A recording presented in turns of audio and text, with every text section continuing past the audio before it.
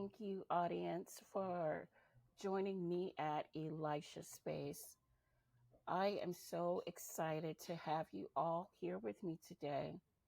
And today I have an extremely wonderful special guest. Her name is Dr. Darlene Williams.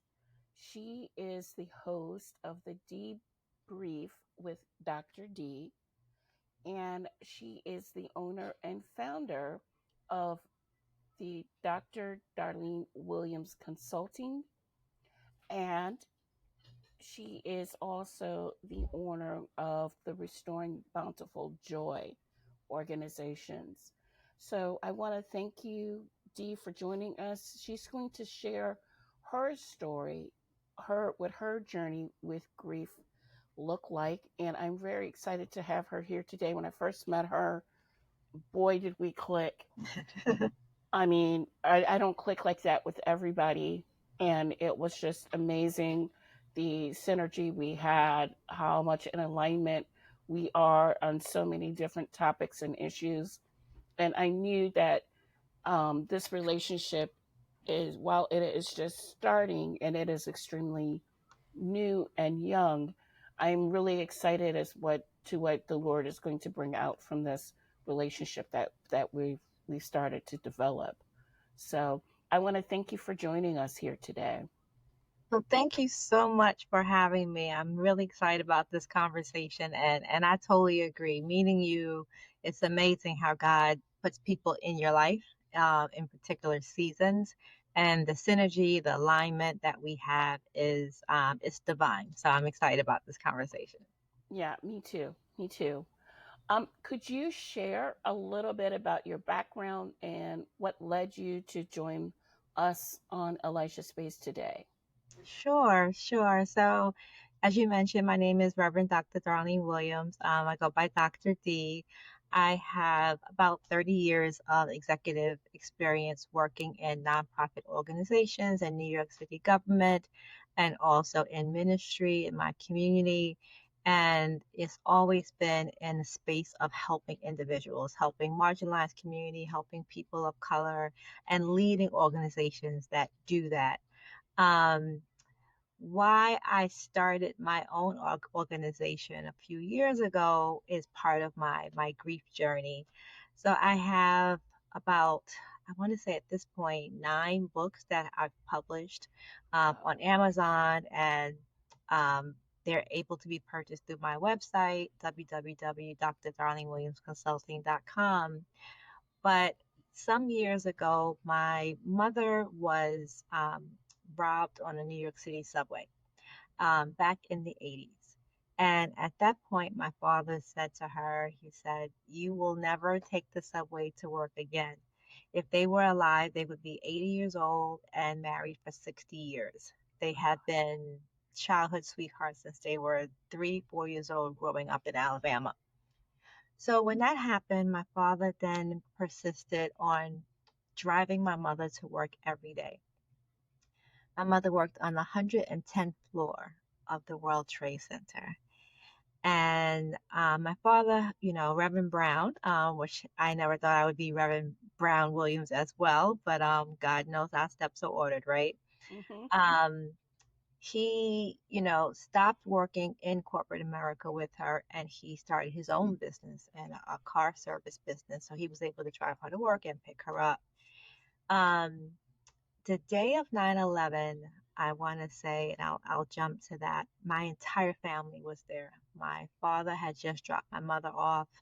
My uncle had just dropped my aunt off. And my husband, who just retired from NYPD, was charged with going down there. Everyone knows what happened that day. After the towers were hit, in talking to my mom, she left, walked down from the 110th floor, and we couldn't find her for a couple of days. But my father sat on the other end of the Brooklyn Bridge, for those who know New York City, watching everyone walk home for, that amount of time until we found my mother.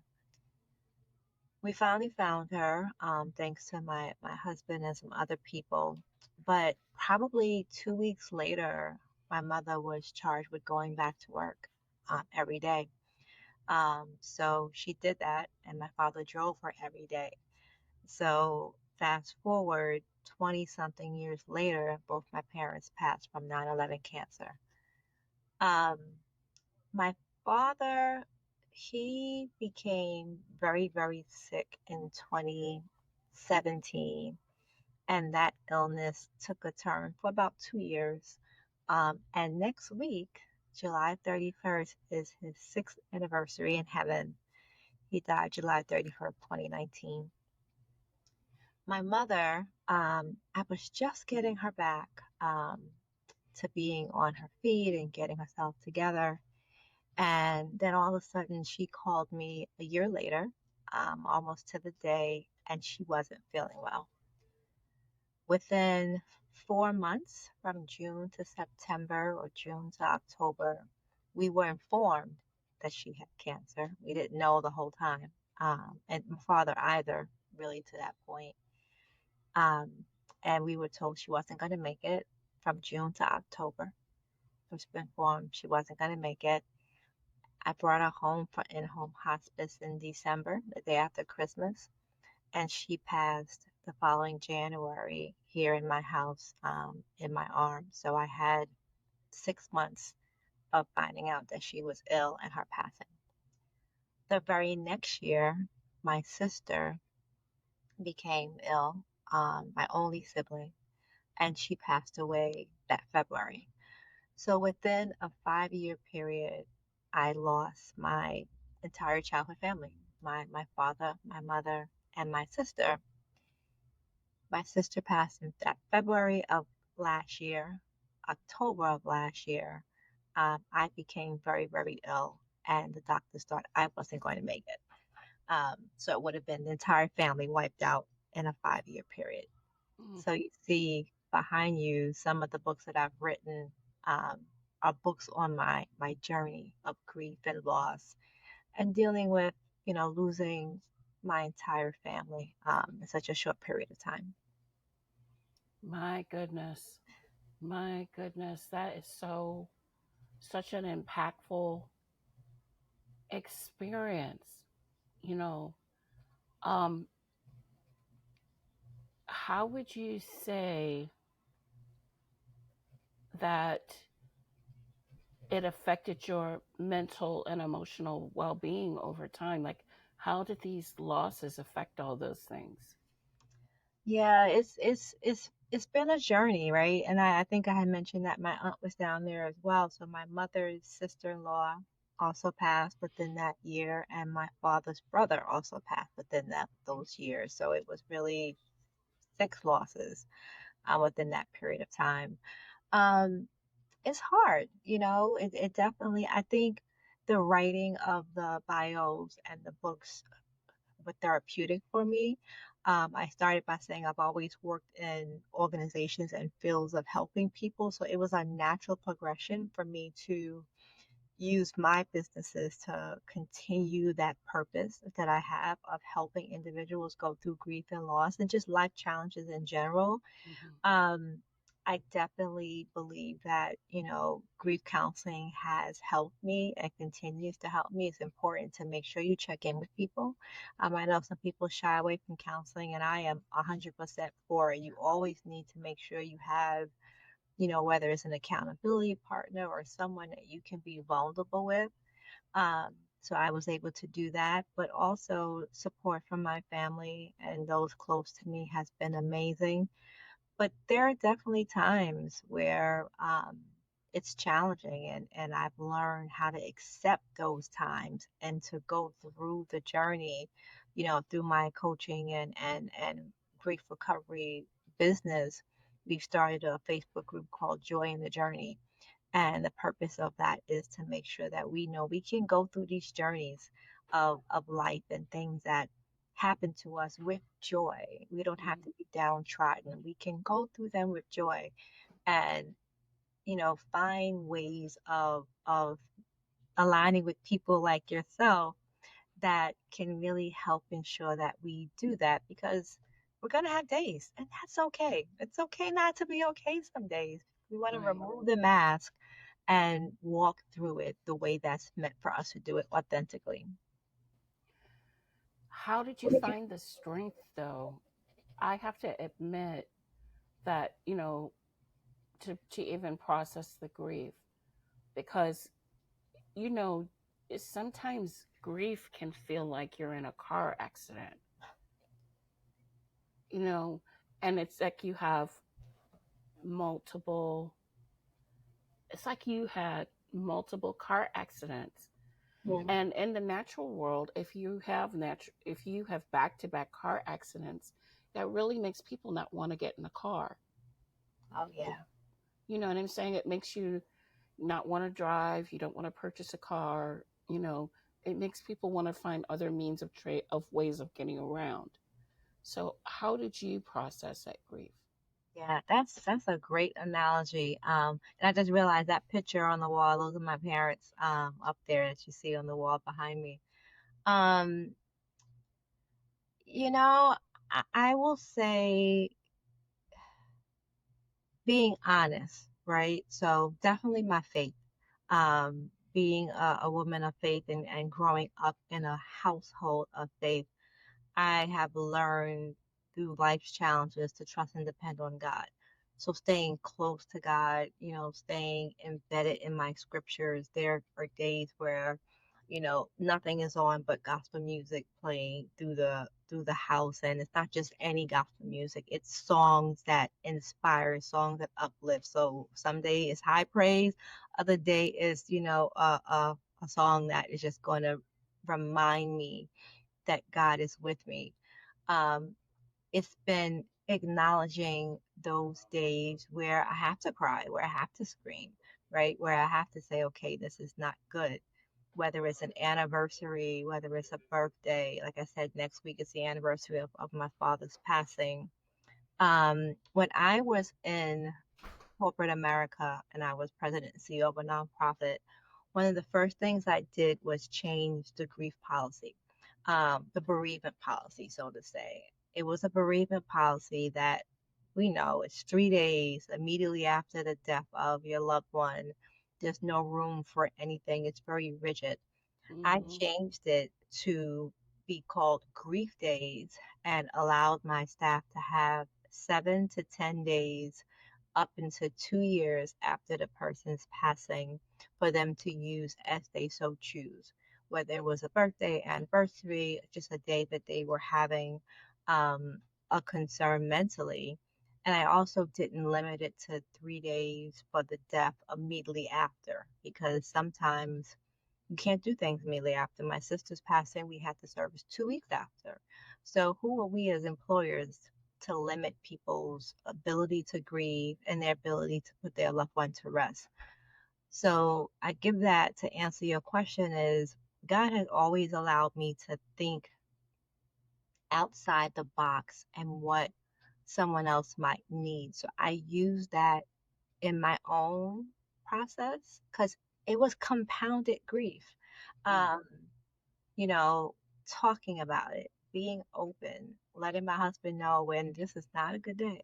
Um, letting my children know this is not a good day. But I think one day that my grief counselor in one of my sessions, she said to me, have you had conversations with your parents yet or your sister? And I was like, what are you talking about? Could I explain to her my mother was my best friend.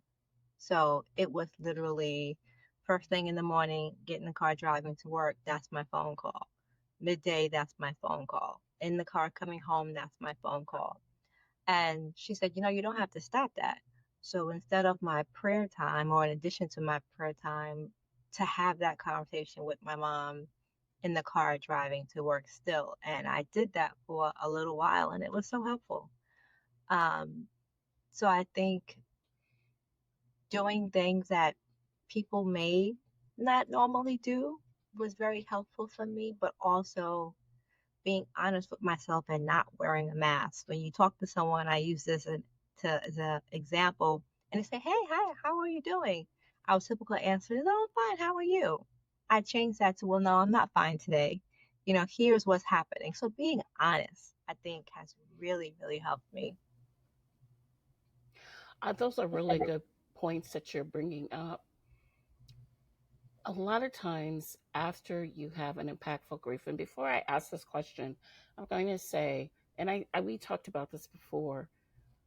It's amazing to me how people are only given 3 days for grief, Yes. um, for grief, because when you lose a parent or a child, and in your case, you lost both your parents, it can take up to 10 years Oh yeah. to feel like restoration has occurred, up to 10 years.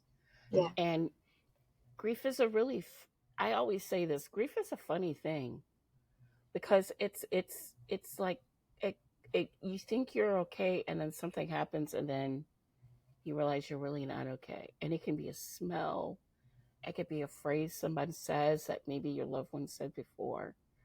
But this I will say about grief that I really like, and you wouldn't be grieving if you didn't love the person. And the depth of your love shows in the grief too. Yeah. How much you love that person.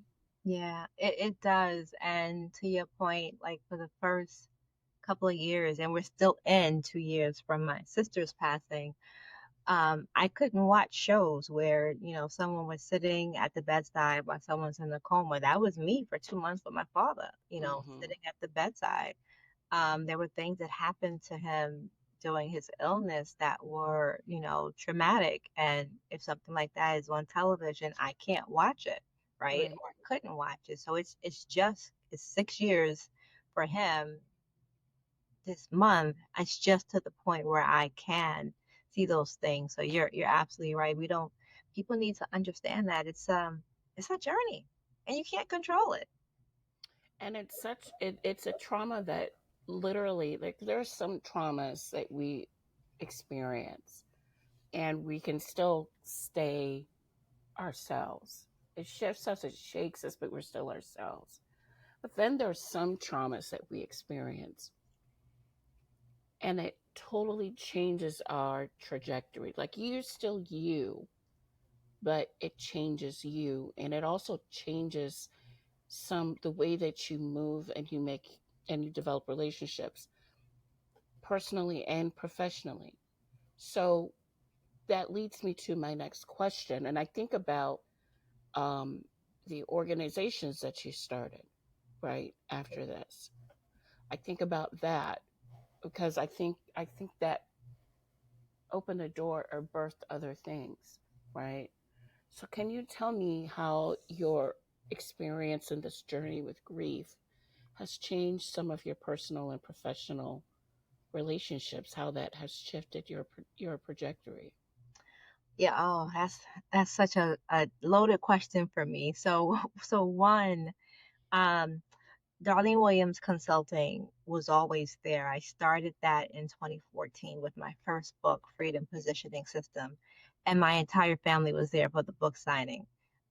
With my second and third book, Father, Mother, Sister, My Grief, But God, Moving Forward Without Pieces of My Heart, 10 years to the day, July 2014 to July 2024, and none of them were there. Mm, I knew I would write a second book, and my father told me, but I didn't know it would be about them 10 years to the month of the first release. So that was one thing that was impactful. But as a result of that, I formed my second company, which is called Restoring Bountiful Joy. My parents were Reverend Robert and Betty Jean Brown. So Restoring Bountiful Joy, the initials RBJ are their initials. So it's after them. And ironically enough, restoring bountiful joy is my goal and my goal with people. So it's not about being happy in a fate or temporary way. It's how do you restore bountiful joy after such traumatic loss, after such hmm traumatic challenges and grief. And our Restoring Bountiful Joy grief coaching program through the business is part of that. It takes people through 10 steps in our signature framework from my book, Freedom Positioning System, of how to get to that point. So not only did this experience or these experiences change my trajectory professionally, it helped, I don't even want to say it birthed, but it brought out something that was already in me that I didn't even know was there. Because Mm, we do things naturally because of who we are, but we don't realize that there's a higher purpose in it. And the grief and the loss, I think, is my parents helped bring that out, and my sister helped bring it out. When I think of my career, I've always worked in organizations that were focused on helping people, not realizing a decade later that I'd be helping people for myself, because of my experience. So it definitely changed my work in ways that I could have never imagined, but I always watched my parents do as well. mm-hmm. Anything for the personal, on the personal side? Absolutely. And my son, so I would leave here at 6 o'clock in the morning, go to work, be the first one in the office at 7, leave the office at 7, 8 o'clock, come home, sit in the living room, log back in, and work until midnight.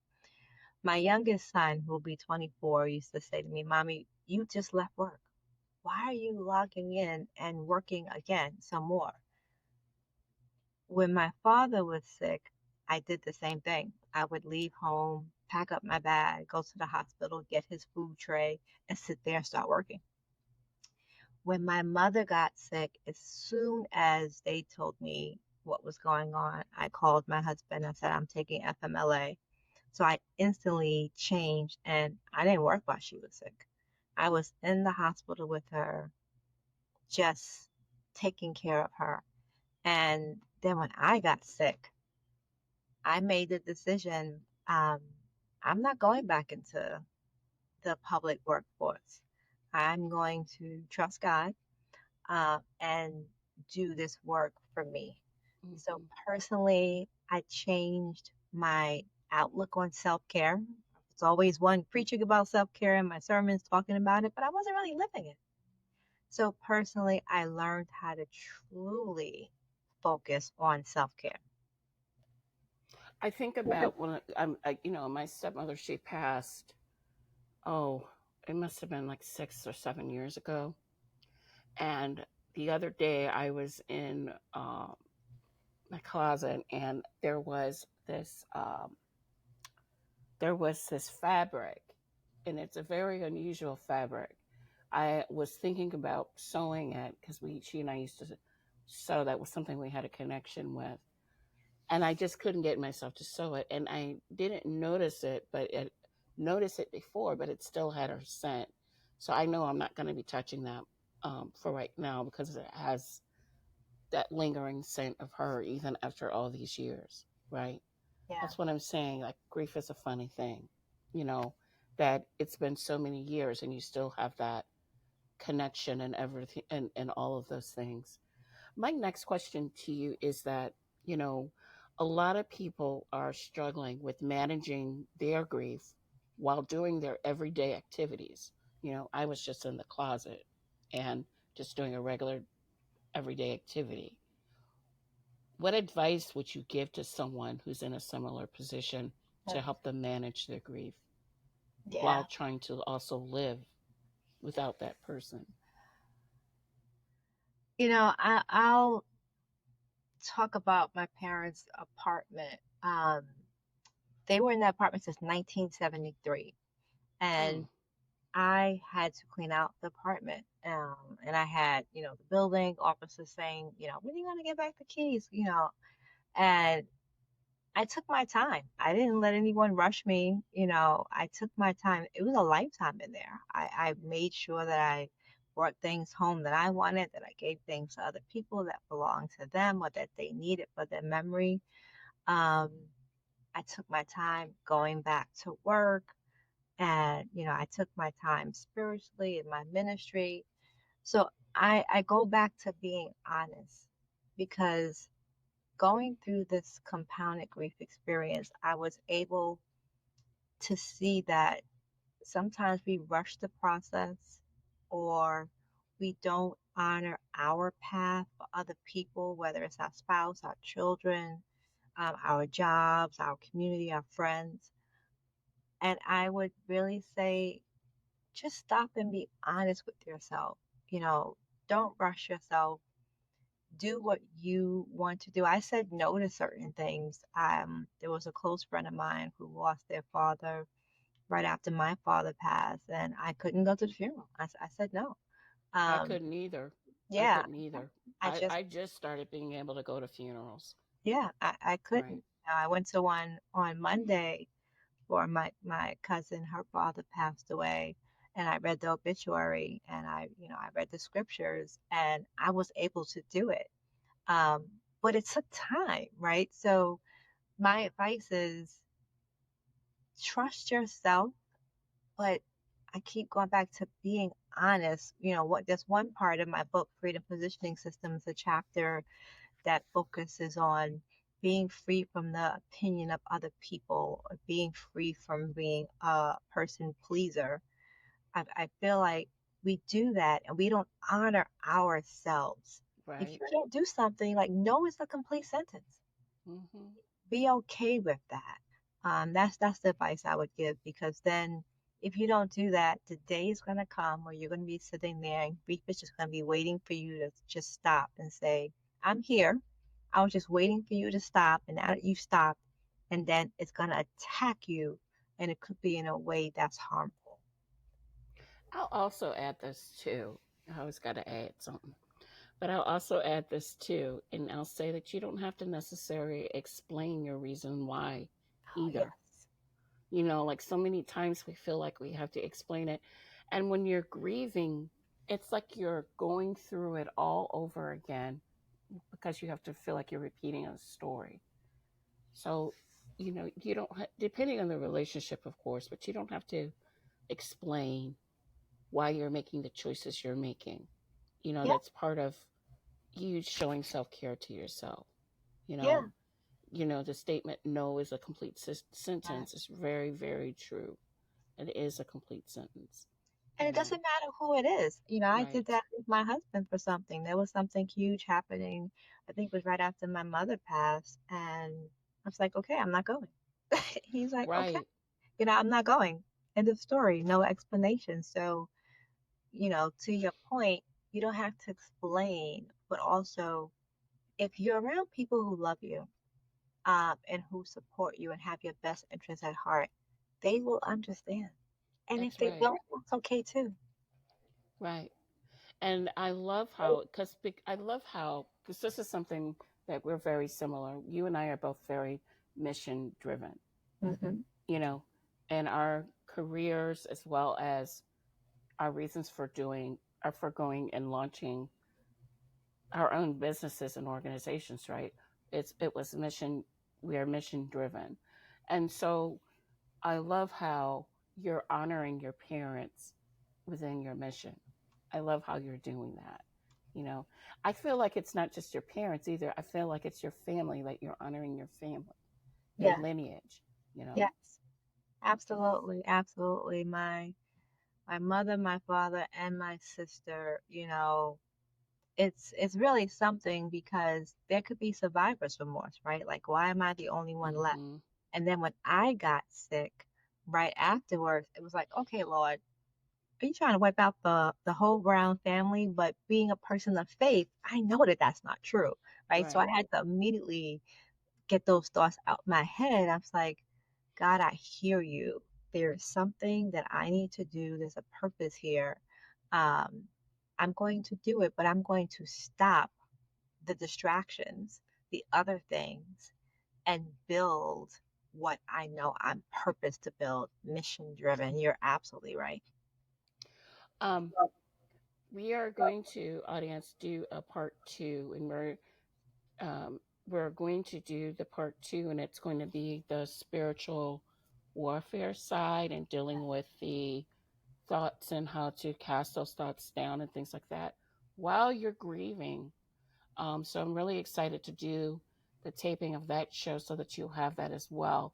But I wanted you to hear um, Dr. D's story, because It is compounded loss over a short period of time. In a short period of time, she lost almost within a particular lineage, she lost almost every member of her family. That is tough, you know.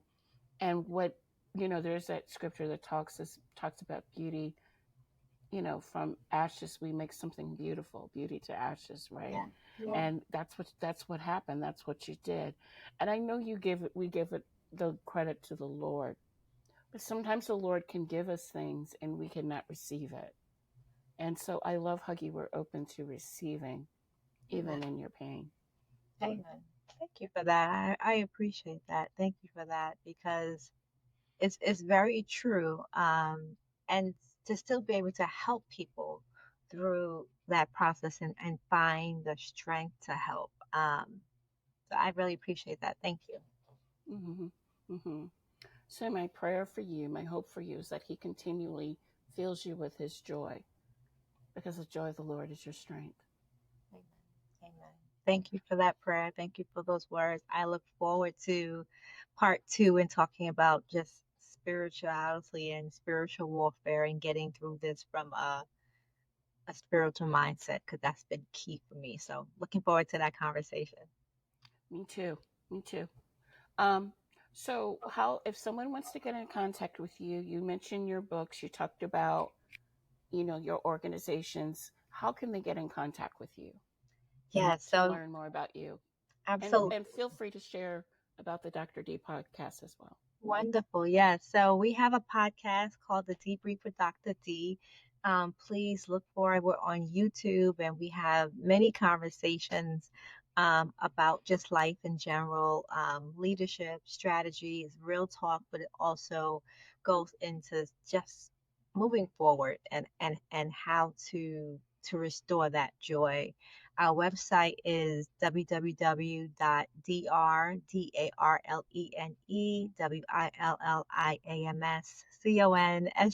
www.darleneWilliamsconsulting.com. So Dr. Darlene Williams Consulting.com.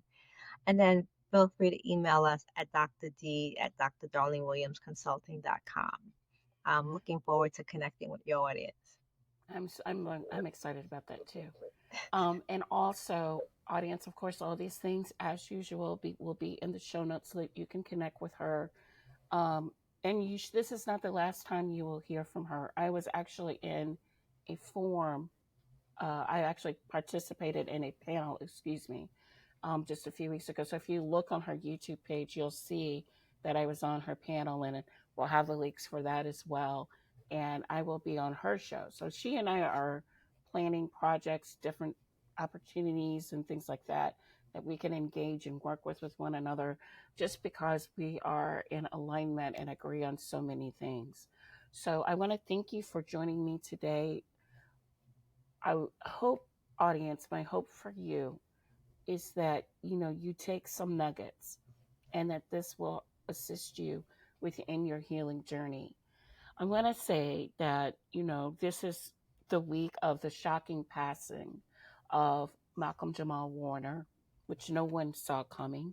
Wow. And then there was another celebrity that has passed, that there was an announcement of his passing the next day. So we are, as a, we're just dealing with a lot in our culture right now. And so I find it extremely timely that we're airing this show, Mhm. that Yeah. we're going to be airing this show. Yeah. So if you find some nuggets here that can assist you and support you in your healing, by all means take that in as you go forward in your healing journey. I wish you peace, joy, and love as you move forward. Thank you for joining me on today's Elisha Space. Bye Thank bye, you. audience. Bye bye.